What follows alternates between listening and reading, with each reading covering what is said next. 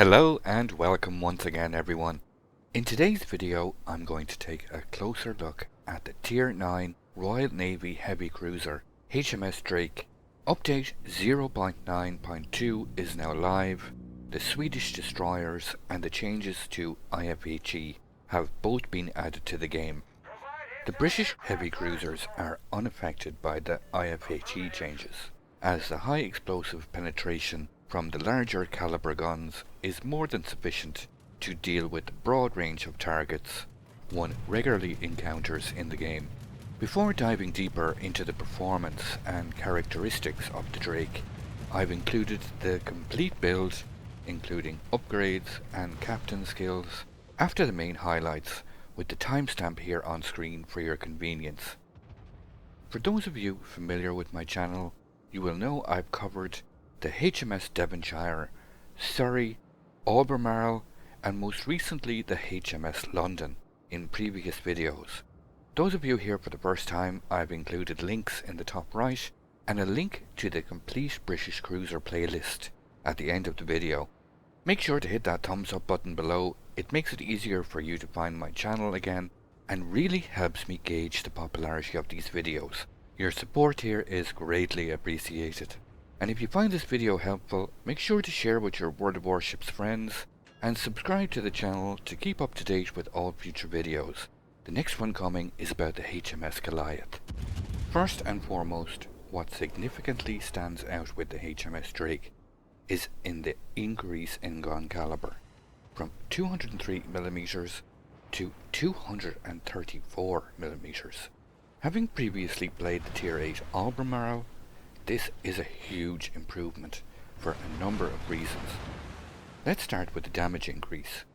HE shell damage is increased from 3300 to 3850, which is almost plus 17%, while armor piercing damage is increased from 4500 to 5750, plus almost 28%. The high explosive penetration is increased from the 34mm you have been used to a very strong 59mm. This basically allows you to pen the deck of virtually all battleships in the game, the only exceptions being the Tier IX and Tier X Russian battleships, Soyuz and Kremlin, but this is simply just devastating against all cruisers you will come up against. These 234mm guns are of the keep on giving nature, with increased shell velocity, albeit only a small increase in speed. It's always welcome, as faster shell speeds simply make it harder for maneuvering targets to avoid well-aimed fire. Just when you thought it couldn't get any better, Drake's max firing range is increased to 15.9 kilometers, a massive 1.6 kilometers more range compared to the Albemarle's paltry 14.3. This is a huge quality of life enhancement, and combined with the spotter plane, shelling targets at longer range when the opportunity arises is really a viable option.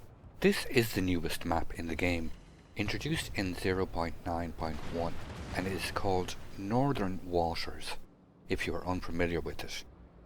I've taken up a position here on the right side, and I've been trading damage with that enemy Venezia for the last few minutes. With the majority of the enemy fleet positioned here between the B and C capture points, I have remained angled to the majority of the incoming fire, while using the large number of islands to break line of sight when necessary.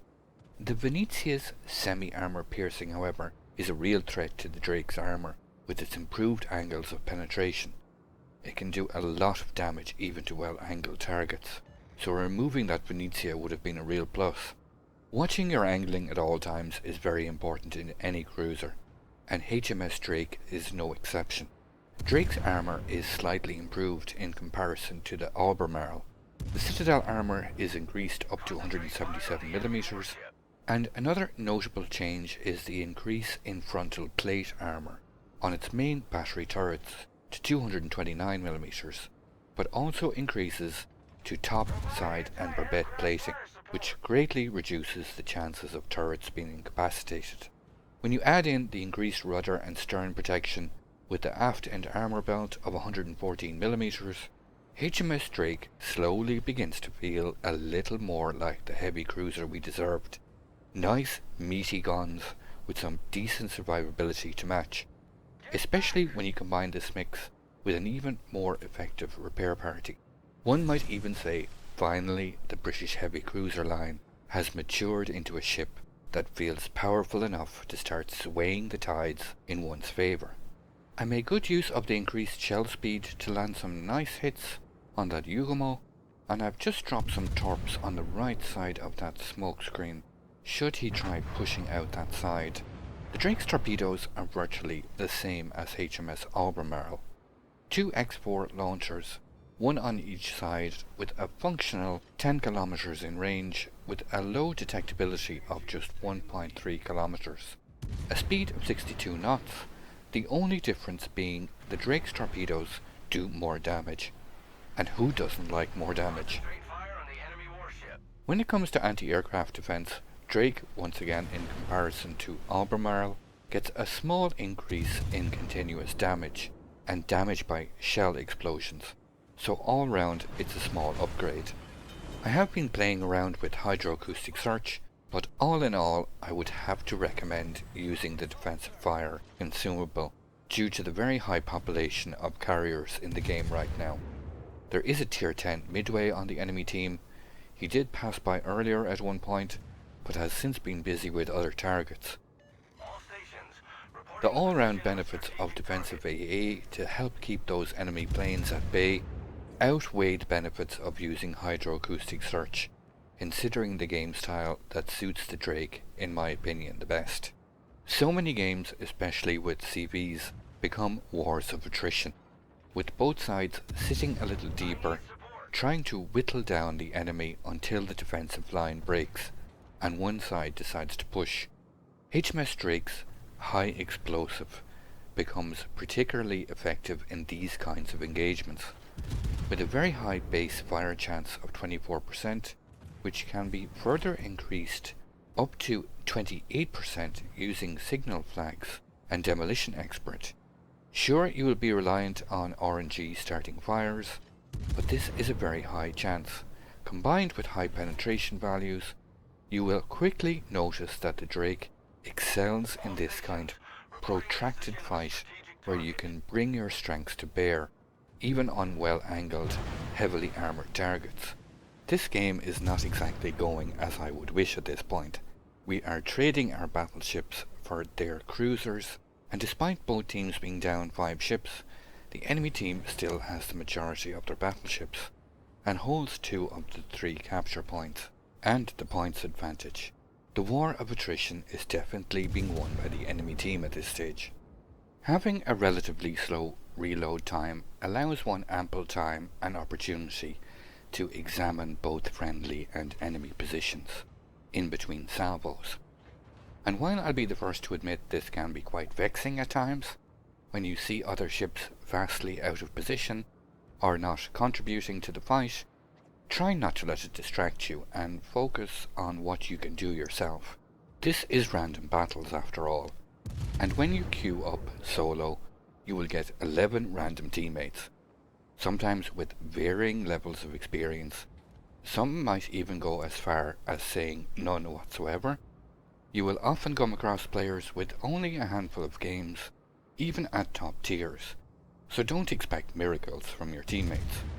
Make your own performance the focal point of your games, on how you can influence games, and I guarantee your game experience on the whole will be much more enjoyable. Raging in the chat channel at people serves little purpose besides enraging others.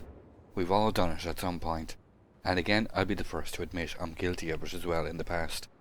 I mention this simply due to the fact in this game, our only remaining battleship, the Georgia, who's pink by the way, has chosen to sail from the C point to the A point, where he wants to hide behind our carrier maybe. Who knows, I've given up on him at this point. I've been urging our only destroyer, the Black, to get in and start capturing the C point to try and address the points disparity. But this destroyer, well, he's treating the cap like an infectious disease, and he seems intent on giving it a wide berth. In these dark days of coronavirus spreading across the world, he would seem to have already chosen to isolate himself. But all joking aside, I urge you all to stay safe, look after yourselves and your loved ones in these crazy times ahead. Despite all the odds, we've managed to take out 3 ships in relatively quick succession. The Jean Bart, the Venezia and the Yukamal have all been removed from the enemy team, so that actually puts us in a 7-on-3 ship advantage, and from a seemingly hopeless situation, it appears the tide has turned in our favour. It's time to turn in, to close the distance and to play more aggressively. This destroyer has decided to just simply smoke up and try and shell the curve first. I'm not going to really question his decisions much further. I am going to try and use this smoke screen to keep this enemy curve first under fire. This curve first is still quite healthy. He's over 17 kilometers away. I am able to land shells on him with the help of this spotter plane. Aiming with the spotter plane does take a little bit of practice, but it is quite an effective weapon in your arsenal. Curve first is maneuvering. Just going to keep on pushing forward. This is one of the most efficient ways to play the Drake, and most cruisers for that matter. Using islands, smoke screens, whatever you can to break line of sight and rain down fire on the enemy. There is nothing more frustrating for an enemy battleship that is fired upon by an invisible enemy, especially one with the damage potential as the Drake. Just get undetected. Her first is detected once again. He is breaking line of sight with the destroyer, so he's getting undetected every now and again. The curve first is attempting to retreat, so I'm going to continue to push forward. Use this smoke screen that's been vacated by the black. Enemy midway is spotted there in the rear. Enemy curve first is angled slightly away. I'm struggling to land shells on him with regularity. RNG has not exactly been on my side in this game. Managed to land quite a number of shells so far, but the number of fires has been quite low. Just going to hold fire until that island gets in line of sight again. The curve first does have his guns aimed at me. I was briefly spotted there. Just going to continue to push forward and use these islands as line of sight breaker to keep this curve first under fire. He has changed attention to the carrier, who has come into the B point. Correction, he was aiming at the Baltimore, and that Baltimore has been deleted. Meanwhile, our Georgia has found a nice little safe place to hide behind an island on the one line. Just going to turn back slightly here to the right. Keep this island. Finally managed to set this curve first on fire. He would appear to be shooting at the Moskva. The black has also put 2 spreads on his predicted path. Curve first has repaired that fire. Once again I can fire here undetected. I'm getting quite close now to the carrier. That fire should burn for the full duration of his damage control while it's still on cooldown. It's one of the main reasons you never repair just one fire. Now is the perfect time to try and get that second and third fire if possible. Do manage to set a fire to his stern. That's a double fire. That will get the damage ticking over nicely. I'm just going to start angling away here. The line is just about to detect me. The enemy midway takes out our Chapayev with rockets. I am detected. Midway is showing flat broadside. I'm just going to switch here to armor piercing. He is at quite long range. I'm just showing extreme angle to the lion. He is targeting me, but there are a lot of torps going his way. He's going to take quite a few of them, and the black manages to take out that British battleship, Tier IX Lion. That Midway now is wise to the situation. He has started to move. He's going to continue to push forward. The black is keeping the carrier perma-spotted. He has launched torps again at the carrier.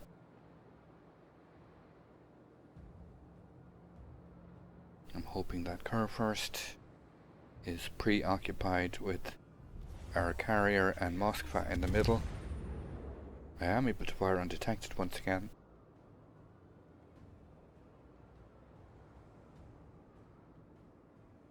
Set the carrier on fire. Salvos over 6,000. We've lost the Moskva to fires. He is angled slightly away, so I'm going to continue with high explosive.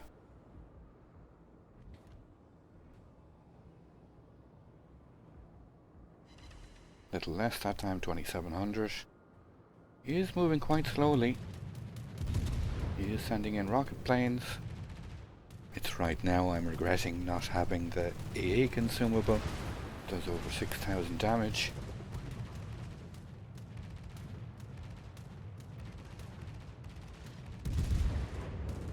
And I took my eyes off that car first, momentarily, while those planes were coming in. And sure enough, from across the map, he lands an 18,000 plus salvo on me. And there's a perfect lesson to be learned here. Never take your eyes off the ball, especially when there's only one ball on the field. And that enemy car first was the only threat. And he's still firing at me. And he's right behind that island. He's somehow able to lob shells over that island from that position. Carrier is coming in for a piece of action once again. And somehow that car first is able to lob shells over that island. I'm just going to continue to show my bow while I continue to shell this Midway.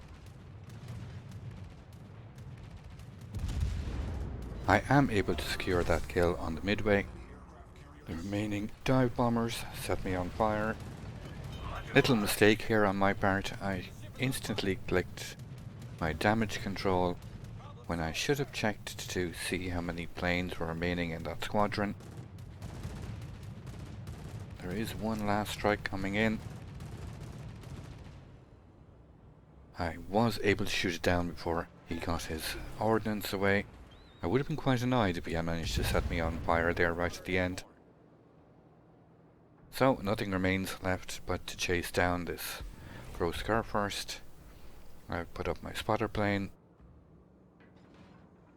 It's time to exact some vengeance for that 18k salvo. Will I be able to secure this kill right before the end? The timer is clicking down. He did make a hard turn there. Did miss with that salvo. He is showing now more broadside. The counter has started. And we secure the kill right at the end on that car first. Bit of a slow burner, but does exemplify the gameplay of the Drake. 161,000 damage and over 2200 base XP. Before going to the complete ship build, I've added some links including the Help Me Discord and my own personal Discord in the description below. Now on to the build.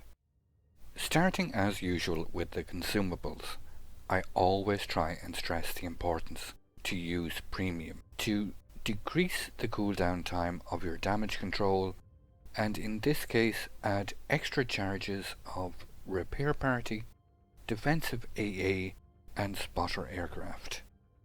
HMS Drake gets 6 ship upgrade slots, starting off with Main Armaments Mod 1, Damage Control Mod 1, Aiming Systems Mod 1, Steering Gears Mod 1, Concealment System Mod 1, and finally Main Battery Mod 3. Moving to the captain skills, starting with Priority Target, Expert Marksman, Superintendent, and Concealment Expert for your first 10 points. A very strong balanced 19-point captain will then include skills Preventive Maintenance, Expert Loader, Jack of all trades, Adrenaline Rush, and finally Demolition Expert, in the training order of your own choice. So let's take a look at what this build means for the ship's final stats. For survivability, HMS Drake gets 46,800 hit points, which is further enhanced by 3 super repair parties.